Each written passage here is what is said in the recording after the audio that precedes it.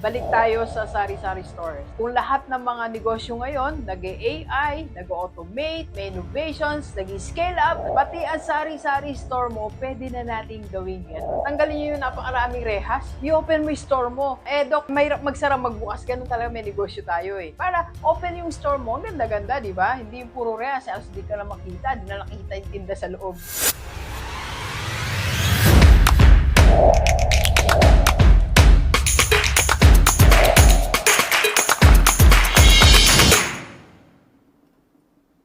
Pag-usapan natin, sa lahat ng mga may sari-sari store, mabuhay tayong lahat. Innovation sa loob ng sari-sari store. Hindi na lang ikaw basta sari-sari store. Para alam mo, makita mo ano yung pwede mong i-apply. Simulan na natin dito. MSI, Multiple Streams of Income. Ang sari-sari store po, pwede ka na magkaroon ng multiple streams of income. Kagaya ng ibang negosyo, di ba? Kumikita sila kasi meron silang pasalubong, meron silang merchandise. So, ikaw din dapat, ganun din ang sari-sari store mo. So, you can sell different products. Kaya nga iba, di ba? May balot na dyan sa harap, may gulay na, may isda. So, ikaw din dapat kumikita sa iba't ibang produkto. Maraming pwedeng ibenta dyan sa pwesto mo. Multiple streams of income. And second, ito, consignment. Wala pa yata nitong gumagawa o siguro mga 10% pa lang ng sari-sari store. So, pwede mong gawin to. Kasi meron po akong pamangkin. Nagpiprint ka po kasi siya. So, ang ginagawa niya, naglalagay siya sa mga sari-sari store ng keychain. Naglalagay siya doon. So, kung ilan na yung mabili, okay lang, wala kang responsibility. May commission ka lang, consignment. Kung ayaw niya na, kukunin niya na sa'yo. Pwede natin gawin yan.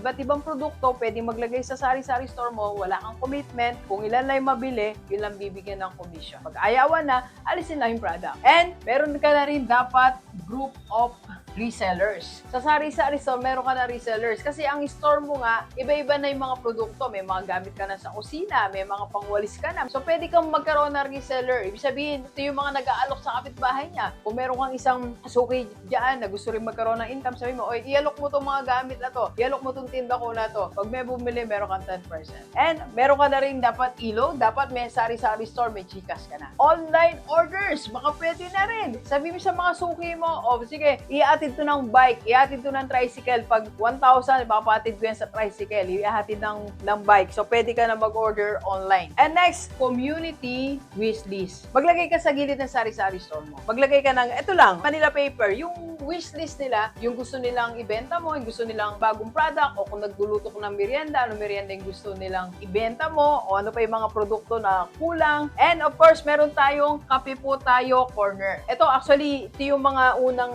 strategy ng mga sari-sari store nung unang panahon pa. May kape yan sa gilid. So, pwede ka rin magkaroon ng kape yan sa gilid. Pag nagkakape sila, order sila ng tinapay, order sila ng ganito. Diba, daming kamo, sila din nakakapagpahinga. And meron tayong mini talipapa. Pag umaga at hapon, ito yung meron ka ng gulay sa labas, sa harapan. Meron ka ng konting isda, may tinapaka, meron kang kamatis. Dagdag kita po yan. Mataas pong profit margin yan. And meron tayong team selling day. For example, every Monday, lahat ng tinapay mo, merong discount ng 10%. For every Wednesday, meron ka nito. Pag every Thursday, ito yung merienda mo. Pero may variation din. Para hindi naman boring yung sari-sari store natin. Tanggalin nyo yung napakaraming rehas. I-open mo yung store mo. Dok, mahirap magsara magbukas. Ganun talaga may negosyo tayo Baka kuhanin. Hindi naman siguro. Bantayan lang natin. May CCTV naman Para open yung store mo. Ganda-ganda, di ba? Hindi yung puro rehas. Alas di ka na makita. Di na nakita yung tinda sa loob. And seasonal product. Ito yung pagtagulan, magtinda ka na rin ng